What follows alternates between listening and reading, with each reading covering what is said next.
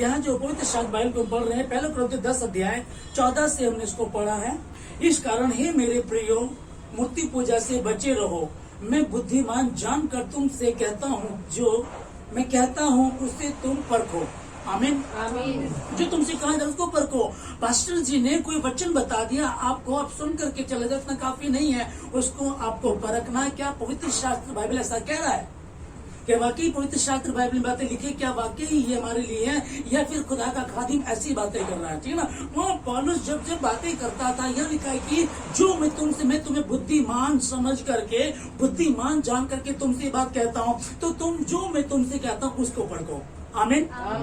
कई जगह जब पौलुस बातें किया करता था, जब प्रेरित तो काम 11 का आगे 18 में पढ़ते हैं, कि वो क्या करता था कि लोगों को सुसमाचार प्रचार किया करता था। तो कई लोग विद्वान बुद्धिमान होते थे, इधर उधर की बातें करके, टोना टोटका की बातें करके, बुद्धिजीव लोग होते थे, काफी काउंसलर होते थे, काफी बहस करने वाले लोग होते थे। आज भी हैं, तुमको चुप कर देंगे, तुमसे इतनी चीज़ी बातें तुमको बता देंगे। तो वो क्या करता था कि पवित्र शास्त्र से प्रमाण दे करके उनको उत्तर कर दिया करता था। तो उनको यहीं से जानना क्या हमारे लिए सही है, क्या गलत है। दुनिया में सभी तरह के काम हो रहे हैं, पर हमको एक व्यवस्था दी गई है और जो इसमें लिखा है उसके अनुसार हमको चलना है। पर कुछ बातें जैसे कि हम देखें कि पहले 10 आज्ञाओं में एक आज्ञा थी कि 7वें दिन परमेश्वर के मंदिर में आना है।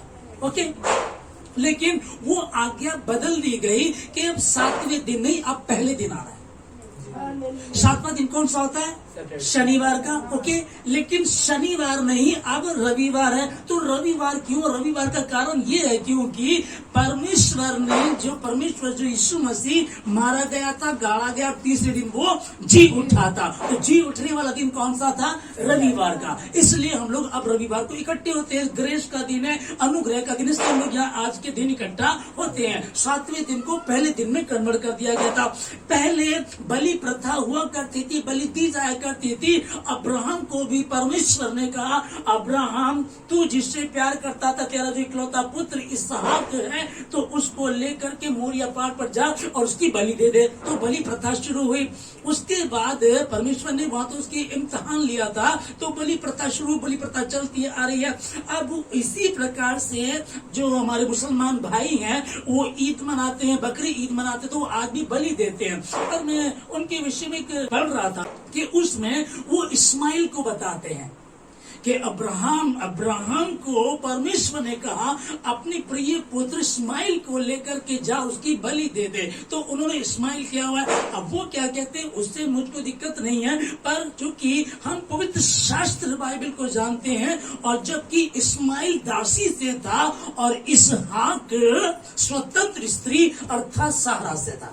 तो पौलुस कह रहे कि जो बातें में तुम समझदार हो, तुम ज्ञानी हो, जो बात मैं तुमको बताता हूँ उसको समझो, परखो। जो अन्य जाति जो बलि चढ़ाते हैं वो दुष्ट आत्मा को, कुछ अपने देवी देवताओं को, ठीक है ना, वो हो गया है। ओके, तो यहाँ पौलुस लिख रहा है कि जो 16 में, वह धन्यवाद का कटोरा जिस पर हम धन्यवाद करते हैं, क्या मसीह के लहू की सहभागिता नहीं है? क्वेश्चन मार्क है।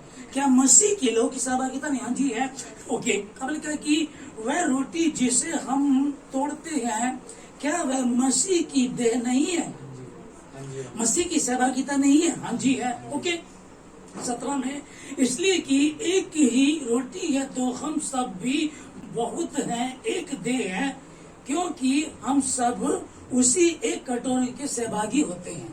अब पौलुस इस बात को लिख करके बोलता है, कहने लगा कि तुम जो मसीह में हो, और मैं तुमको बुद्धिमान जान करके ये बताना चाहता हूँ कि हमको किस तरीके से चलना चाहिए। बहुत सारे लोग मूर्ति के सामने बलि चढ़ाते हैं, ठीक है ना। अब उसको बलि को हमको क्या करना है, उसको ले कि ना ले। जैसे कि मैं पहले बता चुका हूँ कि क्या होता है कि हमारे जो क्रिश्चियन भाई हैं उनके साथ मुसलमान भाइयों का बहुत मेल जोल है, बहुत आपस में प्रेम है। और जब हम भारत में रहते तो हमारा सभी से मेल जोल है। दिवाली में वो कोई मिठाई देता है, ईद पे कोई शीर भेजता, कोई मीट भेजता, इस तरीके से। तो बाकी चीज ठीक है, आप ले सकते हैं, आप कर सकते हैं, लेकिन अगर वो प्रसाद है, यदि वो बलि चढ़ाया हुआ, आप उसको बिल्कुल नहीं ले सकते, क्योंकि हम एक ही कटोरी में से पीते हैं, एक ही देह को खाते हैं, उसकी रोटी को तोड़ते हैं, तो हम उसके सहभागी होते हैं। जब हम उसके साथ जीवित प्रभु के साथ सहभागी होते हैं, तो क्या हम उन चीजों में से खा सकते हैं? क्या उसमें से ले सकते हैं? नहीं ले सकते। इसलिए पौलुस यहाँ इस बात को लिख रहा है। यहाँ 19 में लिखा, फिर मैं क्या चाहता हूँ, क्या यह कि मूर्ति पर चढ़ाया गया बलिदान कुछ है, यह मूर्ति कुछ है? नहीं, कुछ भी नहीं है। उस तरीके से हम नहीं समझते, कुछ भी नहीं है। लेकिन आगे क्या लिखा बीच में, नहीं वरन यह कि अन्य जाति जो बलिदान करते हैं वह परमेश्वर के लिए नहीं परंतु दुष्ट आत्माओं के लिए बलिदान करते हैं, और मैं नहीं चाहता कि तुम दुष्ट आत्माओं के सहभागी हो। जब हम कटोरी में से पीते हैं, जब उसके देह को हम खाते हैं, तो हम किसके सहभागी हो जाते हैं? जीवित प्रभु के। अब जीवित प्रभु के सहभागी हो जाते हैं तो हम उन चीजों को नहीं ले सकते, और बलि की हुई वस्तुओं को हम बिल्कुल भी नहीं ले सकते। आमीन। क्योंकि यीशु मसीह जब उन्होंने बलिदान किया, और यह एक बलि दी जा रही थी, प्रथा थी, यहूदी लोग प्रथा थी उनकी, वो बलि दिया करते थे।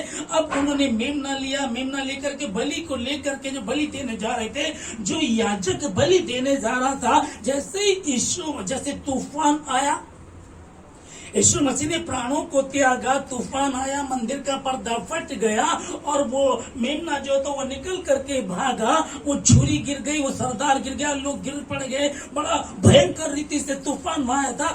अब क्या कहा यीशु मसीह ने? कहा कि पूरा हुआ। यीशु ने कहा कि पूरा हुआ। तो वहां उसके बाद मुझको और आपको आज से 2020 वर्ष पूर्व यीशु मसीह ने स्वयं की बलि दी।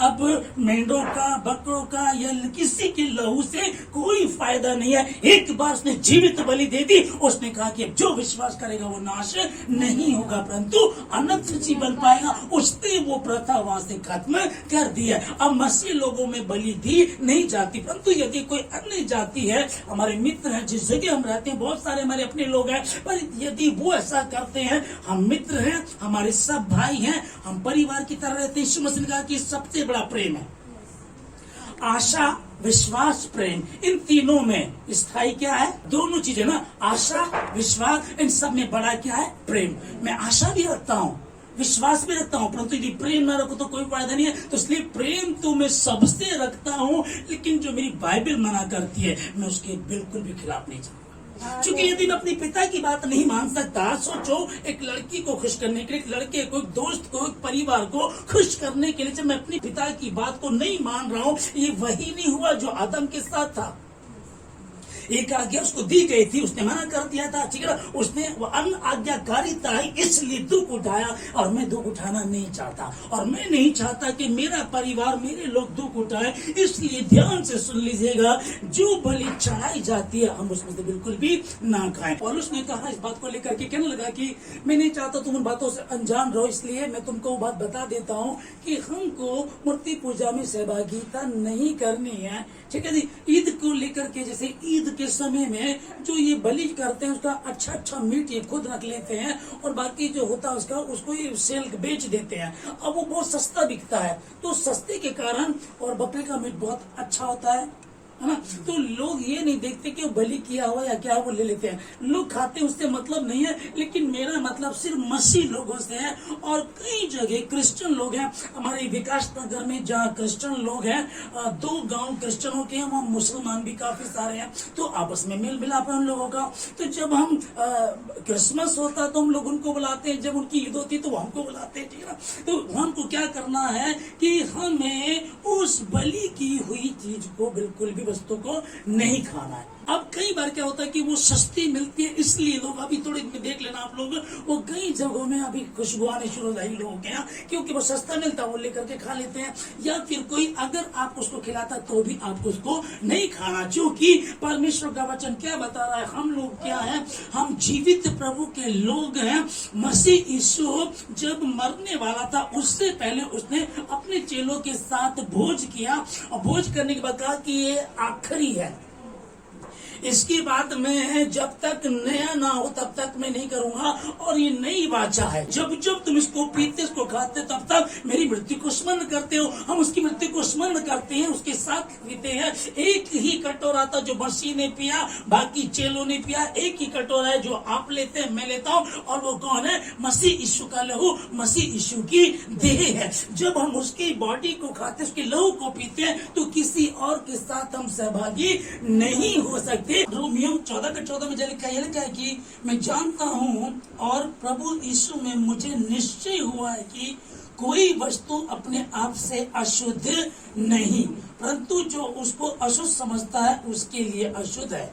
जब पवित्र शास्त्र बाइबल को हम लोग पढ़ते हैं, आगे कुलुस्सियों में पढ़ते हैं, लिखा कि जो कुछ करो सब यीशु मसीह के नाम से करो। जो तुम कुछ खाते हो उसको धन्यवाद करके खा लो, और धन्यवाद करके मसीह यीशु के नाम से वो शुद्ध हो जाता है। आमीन, ठीक है ना? क्योंकि तुमने क्या किया? तुमने बपतिस्मा लिया, उद्धार पाया, और विश्वास करने वालों में, बपतिस्मा लिए वाले लोगों में ये चिन्ह पाए जाएंगे, मेरे नाम से दुष्ट आत्माओं को निकालेंगे। तो यदि कोई खाने में कुछ गड़बड़ करता तो भी निकाल देंगे आप। यही तो है कि किसी ने आपको कुछ करा करके भेज दिया और आप मसीह में हैं और विश्वास करते हैं, तो लूका का और मरकुस की पुस्तक का कि मैंने तुम्हें सांप और बिच्छुओं को रौंदने का अधिकार दिया तथा शत्रु की सारी सामर्थ पर अधिकार दिया। तो कोई भी वस्तु अपने आप में अशुद्ध नहीं होती, पर जिसको समझता है उसके लिए अशुद्ध है। पर आगे फिर 15 में क्या लिखा है? यदि तेरा भाई तेरे भोजन के कारण उदास होता है। कई बार क्या होता है कि एक सोचिए, एक आदमी पिग खाता है, सुअर खाता है, ओके, पर वो अगर उसका फ्रेंड कोई मोमडन है तब तो उसको बर्दाश्त नहीं करेगा, वो बुरा लगेगा, ठीक है ना? तो अगर दोनों लोग, सुअर खाने वाला एक व्यक्ति है और एक मोमडन है, दोनों दोस्त हैं, पर उनकी मित्रता बहुत मजबूत है, लेकिन उसके सामने पिग को नहीं खाता। समझ पा रहे चीज को? ये बिल्कुल भी नहीं खाता। बाइबल सुअर के लिए मना करती है। इस चीज को हम समझ सके कि पवित्र शास्त्र बाइबल हमसे क्या कहना चाहता है कि प्रेम तो है, पर तेरे भाई को तेरे खाने से यदि ठोकर लगती है तभी ठीक नहीं है। यदि तेरा भाई तेरे भोजन के कारण उदास होता है, तेरा मित्र तेरे भोजन के कारण उदास होता है, तो फिर तू प्रेम की रीति पर नहीं चलता, जिसके लिए मसीह मरा और उसको तू अपने भोजन के द्वारा नष्ट कर रहा। मसीह किसके लिए मरा? जहान के लिए मरा। वो किसी एक जाति के लिए नहीं मरा। बोला भाई वो तो बस ईसाइयों के लिए मरा या यहूदियों के लिए, इजराइलियों के लिए। नहीं, उसने जान दी अपनी और कहा कि जो कोई विश्वास करेगा, जो कोई का मतलब इजराइल की बात नहीं थी, लिखा कि जो विश्वास करेगा, क्योंकि परमेश्वर ने जगत से ऐसा प्रेम किया। क्या लिखा है? जगत लिखा है ना, जगत से प्रेम किया। आपने आज प्रभु को जाना, आपने कभी जाना, आपने पहले जाना, मैंने बाद में जाना, तो एक ये कंडीशन नहीं है। जिसने जब जाना उसके लिए वही वचन है कि परमेश्वर जगत से ऐसा प्रेम किया। फिर तो प्रेम की रीति पर नहीं चलता, जिसके लिए मसीह यीशु ने अपने प्राणों को दिया है। अब हमको, हमारे लिए मसीह का दिया हुआ प्राण तो हल्का हो गया, लेकिन मेन चीज हमारे लिए क्या हो गई? अरे कुछ नहीं होता यार, मेरा दोस्त बुरा ना मान जाए, मेरा दोस्त है वो बुरा ना मान जाए, वो यार हमारे पड़ोसी हैं, वो मेरा बिजनेस पार्टनर है। नहीं, मेरा बिजनेस पार्टनर है, ठीक है, मैं सारी बातों में आपके साथ तो जान देने के लिए तैयार हूँ, पर जो मेरा प्रभु मना करता है मैं उसको बिल्कुल नहीं कर सकता। क्योंकि बाइबल क्या बता रही? जब हम मसीह के कटोरे में से पीते और मसीह की देह को खाते हैं, तो क्या हम उसके साथ एक सहभागी नहीं हो जाते? प्रभु मुझ में, मैं प्रभु में। क्या तुम नहीं जानते तुम्हारा शरीर तुम्हारा नहीं मंदिर है और परमेश्वर का आत्मा तुम्हारे भीतर रहता है? जब परमेश्वर का आत्मा हमारे भीतर रहता है तब हमको इस तरह की बातें नहीं करनी है। हाँ, शैतान तुम्हारे पीछे रहेगा, वो इसी ताक में रहता है किसको फाड़ खाए, और छोटी छोटी लोमड़ी है जो हमारे खेतों को बर्बाद कर देती है। हमारे जीवन रूपी शरीर को, जो खेत गैस को कहा है, उसको बर्बाद कर देगा। यार खाने से क्या फर्क पड़ेगा? बाइबल में दूसरी जगह लिखा तो है, यीशु मसीह खुद ही तो कह रहे हैं कि मनुष्य जो खाता है और पीता है, लिखा गई है, ठीक है ना, वो संडास के द्वारा बाहर निकल जाता, वो रात को खाता, सुबह वो टॉयलेट जाता, बाहर निकल जाता है, पर जो भीतर से निकलता है, ये सच्चाई है बिल्कुल। लेकिन बात क्या चल रही है? मसीह की बात चल रही है कि तुम किसके कटोरे में से खाते हो और बाद में किसके साथ संगति करते हो। क्या लिखा है 17 में क्योंकि परमेश्वर का राज्य खाना पीना नहीं परंतु धर्म और मेल मिलाप और वह आनंद है जो पवित्र आत्मा से होता है।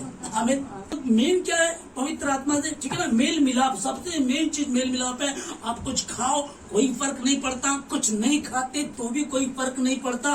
उपवास रख रख करके लोग अपनी आत्मा को तैयार कर रहे हैं, प्रार्थना करते हैं, उपवास रखते हैं, किसी की भी चीज का, किसी की भी भली वस्तुओं का वो लालच नहीं करते हैं। हम लोग देखते हैं निर्गमन 23 में पढ़ते हैं 23-25 में कि जब तुम अपने परमेश्वर यहोवा की उपासना करोगे वो तब तुम्हारे अन्न और जल पर उसी के द्वारा तुम्हारे बीच में से वो इतनी बड़ी आशीष उसने दे दी, उसी के द्वारा तुम्हारे बीच में से, तुम्हारे भीतर से रोग को दूर करेगा। और अगर मैं निरोग हूँ तो मुझे कोई दिक्कत नहीं किसी चीज की, मुझे दवाई खाने की जरूरत नहीं है। हम क्या करते भैया यार जो हरी सब्जी खाते उसमें उतना प्रोटीन नहीं होता, मीट में ज्यादा प्रोटीन होता है, मीट खाएंगे तो ज्यादा बॉडी बन जाएगी, एक अलग चीज हो गई है। पर जब मैं आदर दे रहा हूं अपने परमेश्वर को, लिखा क्या है जी, जब तुम अपने परमेश्वर की उपासना करते हो, करोगे, जब तुम अपने परमेश्वर यहोवा की उपासना करोगे तब वह तुम्हारे अन्न और जल पर आशीष देगा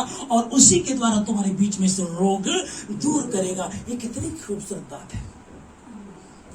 थोड़ा सा किसी का खा लेना, ठीक है ना। और फिर प्रेम की मेल मिलाप की बात चले, लिखा है कि क्योंकि परमेश्वर का राज्य खाना पीना नहीं परंतु धर्म और मेल मिलाप और वह आनंद है जो पवित्र आत्मा से होता है। आमीन। अब इसको समझिएगा, कोई व्यक्ति इसी वचन को लेकर कहने लगे, प्रभु कह रहा है कि नहीं परमेश्वर का वचन खाना पीना नहीं है, मेल मिलाप है, अगर मैं उसके साथ नहीं खाऊंगा तो मेल मिलाप खत्म हो जाएगा। नहीं, अगर खाने से मेल मिलाप होता तो फिर तो खाने के द्वारा बहुत मेल मिलाप हो सकते थे। खाने के द्वारा नहीं, मेरा परमेश्वर ने मेल मिलाप के लिए कहा है, तुम इस चीज पे क्यों जोर दे रहे हो। कुछ लोग क्या करते हैं, यार तुम हमारे यहाँ का नहीं खाते। मैंने देखा कई लोगों को, वो कहते हैं आप हमारे यहाँ का नहीं खाते, यार आप लोग यार प्रसाद नहीं खाते। नहीं, हमारी बाइबल हमको मना करती है। जो मसीह यीशु ने किया वो हम करने के लिए तैयार है। आप उनको आधी रात को बोले हम आपके साथ हैं दौड़ने के लिए, हम आपके लिए प्रार्थना करते हैं। और जितनी प्रार्थना मसीह लोग करते हैं इतनी कोई नहीं करता, इतनी कोई नहीं करता। और उसके अलावा मेन क्या बात है कि प्रार्थना तो करते हैं लेकिन दूसरों के लिए जितनी प्रार्थना करते हैं, क्योंकि खुदा कह रहा है कि मैं तो अपने पड़ोसी से अपने समान प्रेम रख। समझ पा रहे ना, यीशु मसीह ने क्या कहा कि तू अपने समान अपने पड़ोसी से प्रेम रख, तब मैं तुझको आशीष दूंगा। सोचो, खुदावंद ने खुद कह दिया, अगर मैं पड़ोसी से नफरत करूंगा, अपने पड़ोस वालों से नफरत करूंगा तो वो आशीष में कभी भी नहीं पा सकता। जब खुदा का वचन बता रहा है अपने पड़ोसी से अपने समान प्रेम कर, आमीन, तो हो सकता है इससे बड़ा हो सकता है कुछ, इससे बड़ा कुछ हो कि सबसे पहले अपने दुश्मन से प्रेम कर। अपनी थाली जो तू वेदी पर, जो भेंट तू अपनी वेदी पर लेकर के आया है, तो पहले छोड़ दे वही, जाकर के पहले अपने मित्र से जिससे कोई क्लेश कोई द्वेष है उससे जाकर के पहले मेल कर ले, तब आकर के अपनी भेंट वेदी पर ला, उसको चढ़ा, तब वो ग्रहण की जाएगी। है वायदे किसी कैसे है, किसी के भी नहीं। प्रार्थना करो, अपने पड़ोसी के लिए प्रार्थना करो, अपने शहर के लिए प्रार्थना करो, अपने दोस्तों के लिए प्रार्थना करो, दुश्मनों के लिए प्रार्थना करो। कोई तेरे दाहिने गाल पे मारे उसके और दूसरा भी फेर दे, लिखा हुआ है। कहीं है ये वाली बातें? तू व्यभिचार ना कर, तू चोरी ना कर, तू झूठ ना बोल। तुमने सुना था, लिखा था, पहले लिखा हुआ था, तुमने व्यवस्था में पढ़ा कि दांत के बदले जो तेरा दांत तोड़े उसका दांत तोड़ दे, जो तेरा हाथ काटे उसका हाथ काट दे। यही था ना, यही था ना। लेकिन अब यीशु मसीह जब आए उन्होंने क्या कहा, तुमने सुना है कि दांत के बदले दांत, पर मैं ये कहता हूँ कि जो कोई अपने भाई को अरे मूर्ख कहे वो भी दोषी ठहरा जाएगा। मूर्ख कहना भी, समझ पा रहे ना। और जो व्यभिचार करे लिखा कि जो व्यभिचार करे उसको मार डाला जाए। लेकिन मैं तुमसे कहता हूँ जो अपने मन में व्यभिचार की सोचे वो व्यभिचार कर चुका है, वो दोषी ठहर चुका है। ऐसी बातें कहें तो मैं क्या कहना चाहता हूँ आप लोगों को, जब ये बताया गया कि भैया हमको मूर्ति के आगे या बलि किया गया हमको नहीं खाना, मेरा प्रभु मना करता है, तब लोग बोलेंगे यार तुम लोग तो अलग ही हो। हाँ, हम अलग हैं, बाकी बातों में तो आ जाओ ना। बाकी बातों पर थोड़ा ध्यान तो दे लो। मेरे प्रभु ने स्पष्ट कह दिया कि व्यभिचार करने की बात नहीं है, कोई जा रही है तो उस पर नजर डाली। पर प्रभु मैं क्या करूं, कई बार लोग क्या बोलते हैं, यार मैं जहाँ काम करता हूँ मेरी तो दुकान जो कॉस्मेटिक की है, लड़कियां औरतें आती है, दिमाग पे रहता, कोई बात नहीं है। अब समझिएगा, आप खड़े हुए हैं और एक पक्षी आपके सर के ऊपर इधर उधर घूम रहा है, तो वो अगर इधर उधर घूम रहा है तो कोई बात नहीं है, आप उसको रोक नहीं सकते। परंतु यदि वो आपके सर पे घोंसला बना रहा है तब तो रोक सकते हैं, तब तो रोक सकते हैं ना। आप कस्टमर कोई आता है, आप अटेंड करते हैं, आप काम करते हैं, बात खत्म हो गई है, लेकिन बाद में आप उसका फोन नंबर लेते हैं, बाद में मुड़ के आप उसको देख रहे हो, तो ये गलती आपकी, घोंसला बनाने के लिए आपने उसको कहा है। समझ वाली चीज को, ठीक है ना। तो सर हम क्या करें, भाई का मेरा एक आया, किसी भाई ने मुझसे कहा कि जी मैं कहीं होता हूँ तो लड़कियां नजर आती हैं, तो आजकल कपड़े भी बहुत छोटे छोटे चल रहे हैं, ठीक है ना। अब कई बार नजर जाती है, अब क्या किया जाए, कुछ नहीं करना है। एक बार जो आपने देखा वो कॉमन था, क्योंकि अब जा रहे हैं, पर जब मुड़कर देखते हैं वो गुनाह है। समझ में आया। अब आपने सीधे आपको लोगों ने जान ली, ये प्रसाद नहीं खाता भाई, ये बलि किया, बिल्कुल भूखा मर जाएगा, खाएगा नहीं, ये भूखी मर जाएगी, खाएगी नहीं। कितना ही महंगा सोना चांदी 1 लाख रुपया रख करके दे दो, ये खा नहीं सकती। ऐसा कैसा 1 लाख रुपए दे कभी खाएगी, देख ले, कर ले, ट्राई कर ले, नहीं खाएंगी, क्योंकि उनको पता है ये 1 लाख कुछ समय तक चल सकता है, लेकिन हमेशा के लिए गुनहगार बन जाऊंगा। इस रीति से मेन रीति कौन सी चल रही है, कभी भी हम अपने पड़ोसी से अपने समान प्रेम करते हैं, उनके दुख में सहभागी, सुख में शायद एक बार को हमारे पास समय नहीं है, पर दुख में जरूर जाते हैं। इस रीति से तुम परमेश्वर के साथ जब प्रेम की रीति पर चलते हो, तो परमेश्वर की दृष्टि में और मनुष्यों के सामने भी तुम अनुग्रह पाते हो। 19 में लिखा है, इसलिए हम उन बातों में लगे रहे जिनसे मेल मिलाप और एक दूसरे का सुधार हो। कौन सी बातों में? कोई कहे कि यार आप हमारा प्रसाद नहीं खाते, यार आप हमारा ईद थी, यार आप आए नहीं, हमने अपने के लिए बढ़िया बढ़िया बनाया था, आप आए नहीं, मुझको नहीं पता। यहाँ प्रभु यीशु मसीह ने एक कितनी खूबसूरत बात लिखी है पौलुस के द्वारा, जो रोमियो 14 अध्याय 19 में लिखा है, इसलिए हम उन बातों में लगे रहें। लगे रहें का मतलब ये नहीं कि उन बातों को करें मतलब आज कर दिया, आगे की जरूरत नहीं है। लिखा है कि उन बातों में लगे रहे मतलब कि जब तक तुम्हारा श्वास है, जब तक तुम पृथ्वी पर, उन बातों में लगे रहो। आमीन, आमीन, है ना। इसलिए हम उन बातों में लगे रहे जिनसे मेल मिलाप और एक दूसरे का सुधार हो। आमीन, हम सुधार के लिए ना, ठीक है। उनको लग रहा है आप ऐसा नहीं करते, मैं वैसा नहीं करता, पर जो मैं कर रहा हूँ, जो मेरे खुदा ने सिखाया, वो कोई नहीं करता है। आमीन, ठीक है ना। आगे लिखा है कि भोजन के लिए परमेश्वर का काम ना बिगाड़, सब कुछ शुद्ध तो है, परंतु उस मनुष्य के लिए बुरा है जिसको उसके भोजन से ठोकर लगती है। यदि आपके खाने से एक व्यक्ति है जो नॉनवेज नहीं खाता है, शाकाहारी है, पर आप मांसाहारी है, आप साथ में जाते हैं, वो शाकाहारी है, आप मांसाहारी है, तो आप जब मांस खाते हैं तो उसको बुरा लगता है। समझ पाए चीज को, ठीक है ना, उसको बुरा लगता है। ऐसे ही एक बार मैं पढ़ रहा था मैं कुछ किताब को, उसमें लिखा हुआ था एक विद्वान गुरुजी थे, वो एक होटल में जाकर के खाने के लिए उन्हें ऑर्डर दिया, उनके चेले भी उनके साथ थे। तो गुरुजी बैठे हुए थे, तो किसी का ऑर्डर नॉनवेज का था, वो वहां ना ला करके गुरुजी के आगे उन्होंने ला करके रख दिया। जब उनके आगे ला करके उनके चेलों ने देखा, ओए गुरुजी के सामने तूने मीट रख दिया, तो उन लोगों ने उस वेटर को बहुत मारा। तो यहाँ क्या हुआ, वो उसकी पिटाई कर रहे थे और गुरुजी ने वो मीट उठा करके खाना शुरू कर दिया।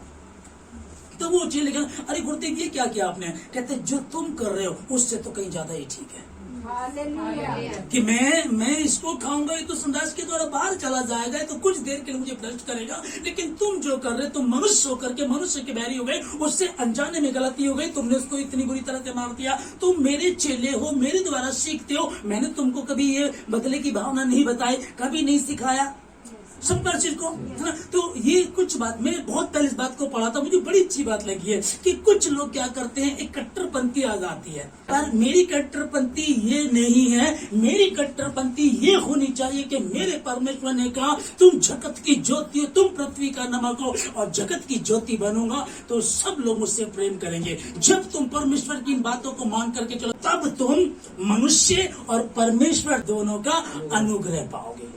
आमीन। अब क्या होता है कि कुछ लोगों को, अम्बाला में एक परिवार में मैं जाता हूँ, पहले जाता था मैं, उनका क्या था, वो प्रसाद बिल्कुल नहीं खाते थे। जो एक परिवार है, अन्य जातियों के बीच में एक ही परिवार है, वो कभी भी प्रसाद नहीं खाते किसी के यहाँ का।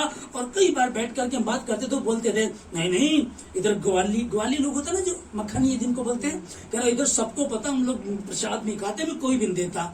तो बड़ा अच्छा लगता सुन करके। लेकिन अगर माँ ने कुछ कह दिया, गाली निकाल देनी, बाप ने कुछ कह दिया, हाथ उठा देना, घर में लड़ाई चल रही है, पुलिस थाने हो रहे हैं, इस चीज का डर नहीं है। तुम जगत की सब इस चीज को, है ना। मैं क्या कहना चाहूँ आप लोगों को कि वो कहते हैं कि नहीं यहाँ सबको पता, प्रसाद नहीं खाते, सबको पता, अच्छी बात है, बहुत अच्छी बात है। लेकिन सबको ये भी पता है, 1 मिनट में तुम गाली निकालते हो, 1 मिनट में तुम हाथ उठा देते हो, 1 मिनट में तुम किसी की शादी में जाते हो, तमाशा कर देते हो। तुमको इस चीज की चिंता नहीं, उन बातों में लगे रहो जिससे परमेश्वर की महिमा होती है। हमें उन बातों में, भोजन के लिए परमेश्वर के कार्य को ना बिगाड़ो। धन्य वो जो जिससे वो ठीक ठहराता, अपने आप को दोषी नहीं ठहराता। जो सबसे बड़ा प्रॉब्लम कब आती है, जब तुम्हारा मन तुमको दोषी ठहराए, जब तुम शीशा देखो और वो तुमको कहे कि तू गलत है। सबसे बड़ा गिरना वो होता है जब आईना देखो तो तुमको शर्मिंदगी हो। समझ पा रहे हैं? अब आखिरी में लिखा है यहाँ, परंतु जो संदेह करके खाता वह दंड के योग्य ठहर चुका, क्योंकि वह विश्वास से नहीं खाता, और जो कुछ विश्वास से नहीं वह पाप है। इसको समझ पा रहे हैं? जो विश्वास से नहीं खाता वो पाप है। अब ये वाला वचन लेकर के एक आदमी कह दी तो लिखा हुआ, जो विश्वास नहीं, मैं तो विश्वास से खा रहा जी, विश्वास से तो खा रहा है, ठीक है, ओके। यही बात मैं तुझको दूसरी तरफ से बताता हूँ, ले ये सांप का मीट है, खा विश्वास से। एक अंकल से बात कर रहा, मैंने कहा जी कि दारू पीना तो गलत है, बाइबल मना करती है। तो उसने एक वचन निकाला, कहने लगा कि देखो यीशु मसीह ने जो सबसे पहला चमत्कार किया था ना, वो देखो दाखरस बनाया था उसने, ठीक है ना। तो क्या करते हैं, आपको जो अच्छा लगेगा। एक और मेरा मित्र था, तो हुआ क्या, पास्टर होते हुए उसको किसी लड़की से कुछ प्यार व्यार हो गया, तो मेरे से बात करने लगा। मैंने कहा भाई ये तो बिल्कुल गलत है। तो मुझको कहने लगा नहीं ये देखो तुम, बाइबल में लिखा है अब्राहम ने अपनी पत्नी सारा को बहन कहा था। फिर उसने मुझको बताया, फिर आगे लिखा है कि जब वो राजा कहता गया तूने क्यों मुझको फंसा दिया, तूने क्यों कहा तेरी बहन है, वो कहता सुनो ये मेरी माँ से पैदा नहीं हुई इसलिए मेरी पत्नी हो गई है, इसको गलत मत ले लीजिएगा, कभी इसको आप उठा करके बता। हालेलुया। मैं क्या कहना चाह रहा हूं आप लोगों को कि वचन दो धारी तलवार है, पर दो धारी तो लोग खुद, जिसको दारू पीनी है उसने कहा जी यीशु मसीह ने सबसे पहले यही किया था, और जिसको लड़की से भाई कलीस की से बहन बहन से हो गया, वो कहने लगे तो लिखा हुआ है तो कर लेते, कर सकते हैं, नहीं कर सकते बिल्कुल भी। जो बहन कह के वह विचार करे उसके साथ खाना भी मत खाओ, नहीं कर सकते, बिल्कुल नहीं कर सकते। दूसरी तरफ बाइबल बता रही, पौलुस कह रहा है कि जो बहन कह के वह विचार करे उसके साथ संगति भी मत कर, उसके साथ खाना भी मत खा। परमेश्वर ने लिख दिया है। एक चीज को पकड़ करके बोलती कि ऐसा ऐसा हुआ था, वही चीज मैं बता रहा हूँ। कुछ कहने लगे नहीं प्रभु ने कहा कि जो विश्वास से खाते हैं, अरे जो धन्यवाद करके खाते शुद्ध हो जाता है, तो ठीक है, फिर मैं तुम्हें सांप का मीट ला करके देता हूँ, जहर पिलाता हूँ, लेकर आता हूँ, करो प्रार्थना और पियो, करो। मैं सबको नहीं बोल रहा हूँ, उन गलत लोगों को बोल रहा हूं जो इसको वचन को तोड़ मोड़ करके पेश करते, उनके लिए मैं बोल रहा हूं आप धर्मी है। दुर्भाग्यवश कुछ होता है, खुदा कह रहा है, प्रभु यीशु मसीह को शैतान बोलने लगा इधर से गिरा दे अपने आप को, लिखा है पुस्तक में, भजन संहिता में लिखा है तेरे विषय में कि तू वो तेरे विषय में अपने स्वर्गदूतों को आज्ञा देगा। कहता लिखा तो है, पर ये भी लिखा परीक्षा ना कर, ये भी लिखा कि मूर्खता ना कर। उसने हमको बुद्धि दी है, मुझको पता मेरी पत्नी कौन है, मुझको पता मेरी बहन कौन है, मुझको पता किसके साथ कैसे व्यवहार करना है। सही बोल रहा हूं जी, हमको पता होता है। इसीलिए साइंस घुटने टेकता है, कहता कि साइंस बाइबल के सामने लंगड़ी है, लूली है, कानी है। जो वो आज बताता वो बहुत पहले उसने लिख दिया। एक जी प्रभु यीशु मसीह को कुछ लोग बोलने लगे, कहने लगे तो आप गुरु हैं, आपके चेले तो कभी हाथ भी नहीं धोते, ठीक है ना, आपके चेले तो कभी हाथ भी नहीं धोते और वैसे ही खाने के लिए लग जाते हैं। तो प्रभु यीशु मसीह कहने लगे कि क्या तुमको नहीं पता जो पेट में जाता है वो संडास के द्वारा बाहर हो जाता है, ठीक है ना, परंतु जो भीतर से निकलता है, कहां से, यहाँ से निकलता है। हम लोग यहाँ से बोलते हैं, तो जब यहाँ से बोले इसका मतलब यहाँ है, ठीक है ना। कामुकता, व्यभिचार, गंदी नजरें, किसी स्त्री का किसी पुरुष पर गंदी नजर रखना, किसी पुरुष का किसी स्त्री पे गलत नजर रखना, कामुकता, चोरी, हत्या, व्यभिचार, गंदे काम, ये सब कहां से निकलते हैं? भीतर से निकलते हैं, ठीक है ना। हाथ ना धो करके अगर कोई खाना नहीं खाता तो ये अशुद्ध नहीं करता। अब इसका मतलब ये नहीं कि आप हाथ ना धोएं, ये उनका जवाब था कि कुछ लोग क्या करते हैं, आपके पीछे पड़ जाएंगे कि कैसे तुमको उलझाएं, क्योंकि मसीह यीशु के पीछे भी लोग पड़े हुए थे, कैसे प्रभु को उलझाएं, क्योंकि जब से ये आया इसने हमारी दुकान बंद कर दी है। हमारी दुकानें चला करती थी, लोग हमारे पास पूछने आया करते थे, लोग हम पे आया करते थे। और एक आदमी बचपन से लंगड़ा, उसकी माँ आ रही, हमने दुनिया भर का उसका लूट लिया। 12 वर्ष से लहू बहने के जिसको बीमार, उसका दुनिया भर का पैसा हमने लूट लिया। यीशु मसीह के पास जो जाता वो चंगाई हो जाता है, तो उसके पीछे पड़ गए। वो कह लगे कैसे इसको होता है, कह लगे प्रभु कहते गुरु हमको बता कैसर को कर देना चाहिए कि नहीं देना चाहिए। फंसाने लगे, क्योंकि अगर ये कहेगा देना चाहिए तो लोग जो इसके पीछे वो कहेंगे कि यार तो राजा के पक्ष की बात कर रहा है, ये तो हमारे पक्ष में नहीं है। और अगर वो कहे कि नहीं देना चाहिए तो राजा उसके खिलाफ हो जाएगा, तू मुझे कर देने से मना कर रहा है। अब उलझ गया। अब मसीह यीशु से पंगा ले रहे थे। अब मसीह यीशु ने कहा ठीक है तुम्हारे पास है क्या कुछ सिक्का, लाओ दिखाओ, इस पे मोहर किसकी है? राजा की है। तो जो राजा का वो राजा को, जो प्रभु का वो प्रभु को दो। उन्होंने फंसाने की तो कई बार कोशिश की है, लेकिन होता क्या था, उसके सामने को ठहर नहीं सकता था। तो मैं यहाँ ये बता रहा हूँ कि हाथ धोने वाले, क्योंकि यहाँ क्या चल रहा है, कहीं हम पढ़ रहे हैं कि हाथ धोए बिना अशुद्धता नहीं होती, ठीक है। अब कुछ और बात आ जाए, लिखा है कि जो धन्यवाद करके खाया जाए वो शुद्ध हो चुका है। अब कुछ कहने लगे कि मैं तो धन्यवाद करके खाया था जी, मैंने तो धन्यवाद करके खाया था, प्रभु का वचन है। देखो एक तरफ पढ़ रहे हैं, पर लिखा है कि जो बातें सही हैं, जिनसे उन्नति है, जिनसे प्रेम बढ़ता है, उन कामों में लगे रहो, क्योंकि परमेश्वर ने यही किया। आमीन। अविश्वासियों में से किसी ने आपको बुलाया, और यदि आप जाना चाहो, या परमेश्वर नहीं कह रहा जाने के लिए, इसका एक ये भी है कि परमेश्वर नहीं कह रहा कि आप जाओ, लेकिन यदि आप जाना चाहो, आपका बहुत खास बात है, कुछ बहुत ज्यादा आपकी मित्रता, आप जाना चाहो, आप चले गए, तो विवेक के कारण जो कुछ हमारे सामने रखा जाए उसको खाओ, विवेक के कारण कुछ ना पूछो ये क्या है।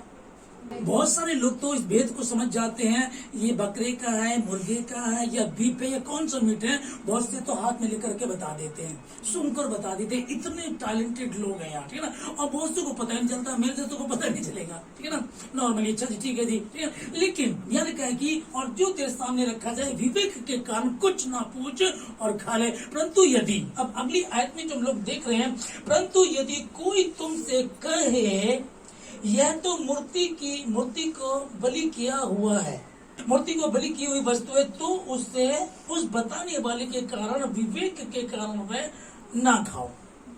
अभी तक पता नहीं था, आप एक अच्छे प्रेम भाव के अनुसार चले गए। अब जब तुम चले गए तो जो तुम्हारे सामने रख दिया गया उसको खा लीजिएगा, विवेक के कारण, बुद्धि के कारण, समझ के कारण कि जब मैं आया हूँ और उसने मुझे बुलाया, आप जो रख दिया खा लो। लेकिन किसी ने, दूसरे ने तुमको जानता था यार आप तो क्रिश्चियन है, आप लोगों के यहाँ तो ये खाया नहीं जाता, बलि की हुई तो खाई नहीं जाती, ये ना भैया बलि किया हुआ है। तब उस बताने वाले के कारण अब मत खाओ, अब उस बताने वाले के कारण मत खाओ। पहला जो था, पहला मेन बात थी कि जो जाना चाहो, अगर जाना चाहो, यही तो लिखा ना। जब हम इसमें पढ़ रहे 27 में, यदि अविश्वासियों में से कोई तुम्हें न्योता दे और तुम जाना चाहो तो, ये लिखा जी, और तुम जाना चाहो तो, परमेश्वर की तरफ से तो स्पष्ट मना है। पर सामने से एक सवाल आया, किसी ने, भाई ने बोला कि अब हमको लोगों को जीतना है, लोगों को सुसमाचार बताना है, अब वो हमारे यहाँ आएंगे तो वचन सुनेंगे। अब चर्च में तो कम ही लोग आते हैं, हम दुनिया में घूमते हैं, लोगों के यहाँ,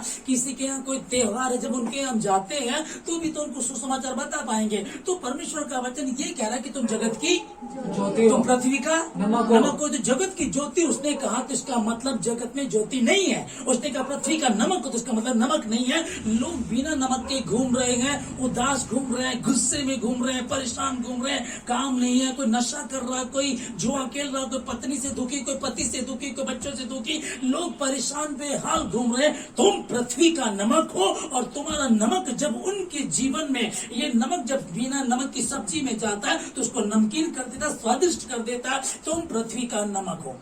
मेरे एक बहुत ही अच्छे मित्र, वो 2 स्टार वाले हैं वो, और वो टीवी में रहते थे। तो उनके बेटे की शादी थी, मेरी बहुत अच्छी बात उनसे, पुलिस वाला, ठीक, उत्तराखंड की बात है। उनके लड़के की शादी थी, तो उनका फोन मेरे पास आया, आकर कहने लगे, अरे भाई पास्टर जी जय मसीह की, और वैसे तो हमारा मिलना नहीं होता, और ऐसा है आपके छोटे लड़के की शादी हो रही है और आपको जरूर आना। मैंने कहा प्रभु का धन्यवाद। मैंने कहा सर कैसे करेंगे? वो कह रहे कैसे करेंगे, मसीह से करेंगे। मैं कहा प्रभु का धन्यवाद। मैं कहा एक्चुअली वो उस भाई ने की थी ना, तो उन्होंने ना फेरो वाली की थी शादी। तो कह रहा ये कैसी बात कर रहे हैं आप? अरे फेरो के द्वारा ही सही, कम से कम उस परिवार को हम बचा तो रहे हैं। देखो वो लड़की भी बच गई, देखो उसका परिवार बच गया, वो सारे मसीह में आ गए। लेकिन बाइबल में कहीं ऐसा लिखा है क्या? जब व्यवस्था लिख करके दे दी, ना तो अन्य जाति की लेनी और ना अन्य जाति की देनी है। जब बाइबल बता रही कि परमेश्वर जीवित है, मैं तेरे समीप रहता हूँ, मैं तुम्हारे भीतर रहता हूँ, तुम मेरा मंदिर हो, मैं तुम्हारे अंदर वास करता हूँ। जब ये बात फाइनल हो चुकी है, जब तुम फेरे लेते हो तो प्रॉब्लम, मंत्र पढ़ेंगे तो कुछ और है, समझ पा रहे चीज को? तो कुछ और हो गया ना। जब वो कुछ और हो गया तो तुम्हारी समझ में क्यों नहीं आता? लिख करके दे दिया। अब नहीं, परमेश्वर ने कहा, परमेश्वर कहता बचाना हमको। तो भाई तुम अपनी चाल चल रहे हो, अपने दिमाग से काम कर रहे हो, इससे काम करना शुरू करो। बनो ज्योति, बनो नमक पृथ्वी का, करो माफ लोगों को। तुम्हारा किसी पे कर्जा वापस नहीं दे रहा, माफ कर दो, खुदा के हाथ में सौंप दो, परमेश्वर तुमको संभालेगा। समझ पा रहे चीज को? जब परमेश्वर का वचन बता रहा है तो हम उसको तो मानते नहीं, अपने बातों को करना शुरू कर देते हैं, और पावर वचन में है, हमारी बातों में नहीं है। मैं सच बता रहा हूं आप लोगों को, हकीकत है। आप घंटों तक किसी को अपने घर की कहानी बताओ, उसे मजा नहीं। आप एक वचन बता दो, यीशु मसीह ने कहा कि मैं तेरे आगे आगे चलूंगा, उबड़ खाबड़ मार्ग को सीधा करूंगा, मैं तुझे आशीष दूंगा। भाई दीपांशु ने किसी को सुसमाचार बताया था, उनके मामा लगते हैं, कल उनकी मेरी बात हुई। वो बीएड कर रखा उन्होंने, और पढ़े लिखे हैं, और बिजनेस भी कर रहे हैं। कहने लगे कि मेरी जिंदगी में कुछ नहीं है, कहते कि मेरा प्यार भी छिन गया, मेरा कुछ भी नहीं, मेरे पास कोई आशा नहीं है, और मुझे आपका नंबर दिया था। मैं कहा ठीक है हम बात करेंगे। पर उसने बताया कि उसने मुझे, दीपांशु ने मुझे बाइबल दी थी। मैंने कहा आपने पढ़ी? जी मैंने पढ़ी। कैसा लगा? सर जब मैं पढ़ता हूँ तो अब आशा होने लगी है। समझ पा रहे?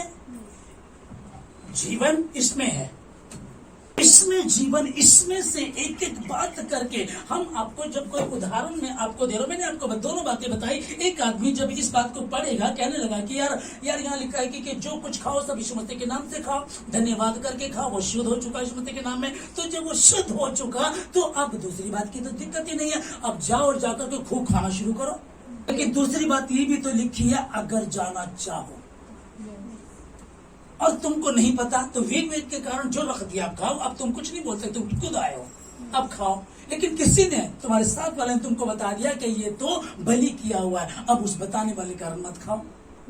तो परमेश्वर का वचन किस बात को? अब वो बंदा, अब मैं दुनिया, अब वो जो था 2 स्टार वाला, उसके बाद उसने मुझको आज तक कॉल नहीं किया। ठीक है जी। जब सोचो एक पुलिस वाला, और मैं सड़क पे जा रहा हूं, उनको मिल गया, अरे अपनी कुर्सी छोड़कर बैठ गया, मुझे बिठाया, अरे साहब के लिए जूस लेकर के आओ। ठीक है, इतना प्यार करने वाला, और मेरी उसकी किस बात पे अटकी? क्योंकि वो वचन को आदर नहीं दे रहा है। अगर वचन को आदर नहीं दे तो कोई फायदा नहीं। मैं यही बताना चाहता हूँ, बहुत सारे लोग जो फायदे की बातें अपनी, उसके लिए वचन निकाल लेंगे। अजी अब्राहम ने भी तो सारा को बहन कहा था, जो दारू पीने वाला एक बंदे ने, कोई था मस्ती में आया, तो वो सट्टा लगाया करता था। उससे ऐसे एक दिन मेरी बात हुई, मैंने कहा आप सट्टा लगाते हैं तो बाइबल मना करती है। कहने लगा जी बाइबल में लिखा हुआ है कि मैं तुम्हें गड़ा हुआ धन दूंगा। अब गड़ा हुआ धन को चोर तो मिलने से इसी तरीके से आएगा। ठीक है ना? तो अपनी बुद्धि को जब लगाना शुरू करोगे तो कहीं ना कहीं मार खाओगे। कल भी वैसे थे, आज भी वैसे ही है। जब बाइबल क्या बता रही है, तुम्हें व्यवस्था दी गई है, इसको पढ़ो, समझो। हर सवाल का जवाब इसमें है। तुम्हारे हर सवाल का जवाब इसमें से कौन सी बात है जिसका जवाब बाइबल नहीं दे सकती? हो सकता है आपको नहीं पता, मुझे नहीं पता, लेकिन इसमें सब कुछ लिखा है। इसलिए इसको पढ़ो, समझो और ये तुम्हें बुद्धि दे। जब कुछ समझ में ना आए, यीशु मसीह जाने लगे, चेले घबराने लगे, प्रभु चला जाएगा, अब 5000 को खून खिलाएगा। प्रभु गए, आकाश खोला, कहने लगे जिस यीशु को तुम जाते देख रहे हो वह ऐसे ही आएगा, ठीक है ना। और कहने लगे मैं तुम्हें अनाथ ना छोड़ूंगा, एक सहायक तुमको दूंगा, अर्थात पवित्र आत्मा, तो वो मुझको और आपको दिया गया है। जब समझ में नहीं आ रहा, एक भाई बता रहा 2 दिन पहले कह रहा कि मैं इतना डिस्टर्ब हो गया, इतना डिस्टर्ब हो गया कि मैं रात को रोने लगा। कहता मैं तड़प तड़प करके रोया, मैं बहुत रोया, है ना। फिर मैंने कहा, फिर कहता कि लेकिन जैसे मैंने वचन को पढ़ा और मुझे लगा मैं पढ़ूं भले, लेकिन मैं पढ़ नहीं पा रहा था। मैं डेली वचन पढ़ता है, रात को प्रार्थना करता है, लेकिन नहीं कर पा रहा। आज वचन नहीं पढ़ पा रहा, प्रार्थना नहीं कर पा रहा। अब पवित्र आत्मा आएगा जो तुम्हें आशीष देता, शांति देता है। उस वही कहने लगा कि उसके बाद मुझे ऐसा लगा किसी ने मुझको छुआ, पवित्र आत्मा। तो हम कहाँ हैं? अगर आप, मेरी दादी तो यूं कहती थी पृथ्वी सांड के सींग पे है, तो अपने अपनी अगर आप गाओगे तो गाते रहो। एक प्रूफ होता है। जज साहब क्या कहते हैं, कोई कहने लगे इस आदमी ने मर्डर किया है ना, उसने किया है, लेकिन उसके खिलाफ कोई सबूत नहीं है, जज उसको सजा देगा क्या? उसने किया है, सबको पता, लेकिन सबूत नहीं, क्या देगा क्या? सबूत, ठीक है ना। ये सबूत आपके पास है, ये सबूत आपके पास है कि वो मारा गया, गाड़ा गया, तीसरे दिन मुर्दों में से जी उठा, और वो उद्धार करता यीशु मसीह कह करके गया। अब तुमको क्या है? अब तुम नानी दादी बुढ़ियों की कहानियों में ना उलझो, है ना, मुन में मत उलझो। अब तुम जीवित प्रभु के समीप आ गए हो, उसको सुनो, समझो, उसके अनुसार चलो, वो तुमको आशीष दे। कल मैं बता रहा हूँ, किसी ने बकरा ईद की भेजी, तो वो भाई क्या है, वो उसमें बोल रहा है कि कहता है कि अब्राहम ने बलि दी थी, अपने प्रिय बेटे इस्माइल को लेकर के गए। वो इस्माइल बता रहे हैं, लेकिन हमें, हमारा कुरान नहीं, हमारी तो बाइबल है, ठीक है जी, ओके। अब वो बता रहे, ठीक है, बताने दो। अब उसमें हम क्या करें? आप कल लगे वो तो यार, वो तो इस्माइल बता रहे हैं, अरे वो तुम तो यार इसहाक बताते हो, हमारी बाइबल इसहाक बता रही है। आप इसको पढ़ेंगे, समझेंगे, आपकी समझ में आ जाएगा। परमेश्वर का धन्यवाद आज की सुबह के लिए, सुंदर समय के लिए, और जो बात आपको बताई गई, परमेश्वर आपको आशीष दे। कुछ लोग उलझे रहते हैं, कुछ लोगों का तो इस टाइम बड़ा अच्छा त्योहार बनेगा, जिनमें बहुत खाएंगे पिएंगे। पर मैं ये कहना चाहता हूँ कि जो मसीह से प्रेम करते हैं, दानियल ने इस बात को ठान लिया कि राजा का ठहराया हुआ भोजन नहीं खाऊंगा, और नहीं खाया तो परमेश्वर को ज्यादा बुद्धि और ज्ञान दिया। मात्र 10 दिन में वो कुछ का प्रधान कहने लगा कि तू नहीं खाएगा तो तेरा चेहरा उतरा हुआ नजर आएगा, तू कमजोर हो जाएगा, राजा तुझको देखेगा तो मेरी गर्दन कटवा देगा। कहता 10 दिन तक चेक कर ले।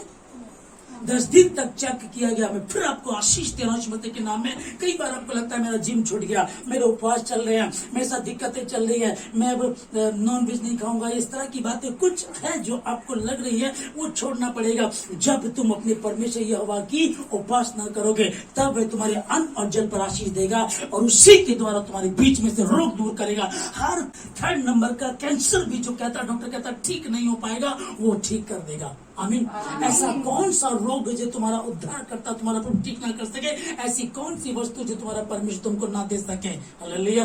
पर जब तुम अपने परमेश्वर यहोवा की उपासना करो, जितने रोग मैंने मिस्रियों पर भेजे, उनमें से एक भी तुम पर नहीं भेजूंगा। कब? जब तुम अपने पिता परमेश्वर की बातों को मान करके चलोगे, तब। जब तुम अपने परमेश्वर की बातों को मान करके चलोगे, उसके हुक्म को मान करके चलोगे, धरती आकाश टल जाएंगे, उसका वचन कभी ना टलेगा। तुम उसके प्रति ईमानदार तो बनो। दानियल के चेहरे खिले हुए नजर आए, और किस प्रकार से परमेश्वर आशीष देता। कई बार लगता है हमारी कलीसिया के लोग 3-3 उपवास रखते हैं, ज्यादा भी होते हैं। यार मैं कमजोर हो जाऊंगी, यार दिक्कत हो जाएगी, गैस बन जाएगी, डॉक्टर कहता भूखा लेना चाहिए, आजकल माहौल ठीक नहीं है, परेशान हो जाओगे। कोई बात नहीं है, मैंने किसके नाम से रखा है, कौन मुझको पावर देता, कौन मुझको सामर्थ देता, किसके नाम से इन चीजों को मैं छोड़ने जा रही हूँ, इन चीजों को मैं छोड़ने जा रहा हूँ। यदि परमेश्वर हमारे पक्ष में, तुम्हारा विरोधी कौन हो सकता है? वो पवित्र आत्मा तुम्हारे साथ है, वो तुम्हारी सहायता करेगा। मांगो तो तुम्हें दिया जाएगा, ढूंढोगे तो तुम पाओगे। पर मांगते किस रीति से? अब तक तुमने मेरे नाम से कुछ नहीं मांगा, मांगो तो तुमको मिल जाएगा। और प्रीति कर लो कि जो तुमने मांगा तुमको मिल गया। सो मैं आशीष देता हूँ आप लोगों को यीशु मसीह के नाम में। आज के वचन का पढ़ा जाना, सुना जाना, समझा जाना, कबूल किए जाने पर परमेश्वर सेनाओं की यहोवा की बरकत आप लोगों को पड़े। यीशु मसीह के नाम से प्रार्थना को मांगते हैं। आमीन।